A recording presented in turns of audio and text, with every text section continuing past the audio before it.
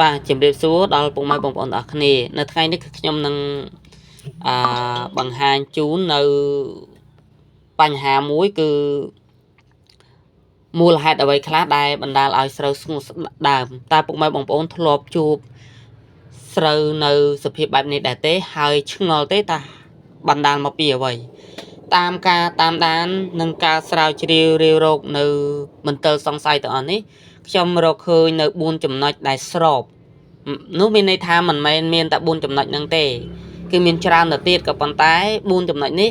ដែលយើងដាក់ការសង្ស័យនិងភាពសមស្របស៊ីមេទ្រីនឹងគ្នានៅអ្វីដែលបានកើតឡើងនិងមើលឃើញអញ្ចឹងទី1ពុកម៉ែបងប្អូនមើលស្រូវមិនមែនជាស្រូវអត់ទឹកទេ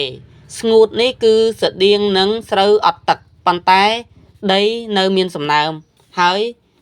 ទើបតែនឹងអស់ទឹកតែសភាពស្រូវគឺស្ងួតទី1នោះគឺភាគច្រើនប្រតិកម្មថ្នាំពុកម៉ែបងប្អូនត្រូវពិនិត្យមើលបើសិនតែជួបប្រទះនៅរូបភាពបែបហ្នឹងទៅលើដីស្រែរបស់ខ្លួនត្រូវគិតទៅលើថ្នាំដែលពុកម៉ែបងប្អូនបានប្រើហ្នឹងបើសិនតែប្រើថ្នាំក្នុងកម្រិតខ្ពស់ឬចម្រុះថ្នាំច្រើនពេកនៅក្នុងពេលតែមួយគឺអាចបណ្ដាលឲ្យស្រូវហ្នឹងមានការ toxic ជាបណ្ដោះអាសន្នហើយនឹងបំផ្លាញនៅទម្រង់កោសិកាធ្វើឲ្យស្ងួតទី2គឺភាពស្ងួតដីបាទក្រោយពីប្រើថ្នាំប្រភេទ WP បងប្អូនប្រជាកសិករដឹងហើយថា WP គឺ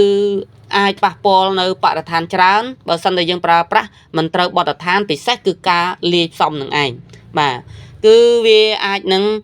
រងឥទ្ធិពលច្រើនហើយទី3គឺប៉ះពាល់អំពីសត្វល្អិតនិងជំងឺក៏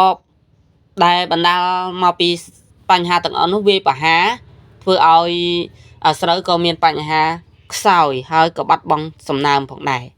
ហើយចំណុចទី4គឺការប្រើប្រាស់ថ្នាំជំងឺនិងថ្នាំសត្វល្អិតក្នុងពេលតែមួយប្រសិនបើលាយថ្នាំជា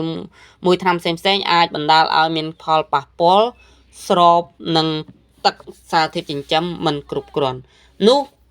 ថ្នាំទាំងអស់មិនមែនជាកំហុសទេតែអ្វីដែលជាកំហុសគឺអាចតាក់ទងនឹងការប្រើមិនត្រូវបទដ្ឋានបាទអញ្ចឹង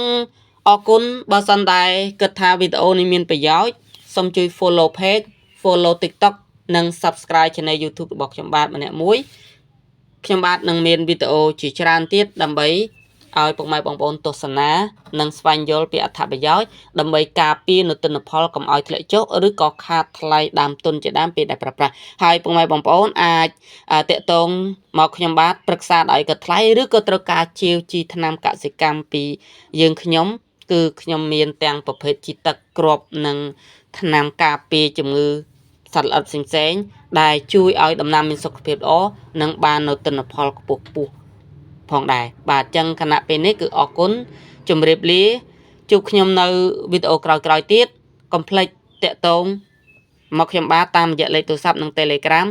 ជាមួយនឹងផលិតផលដែលមានគុណភាពល្អអរគុណជម្រាបលា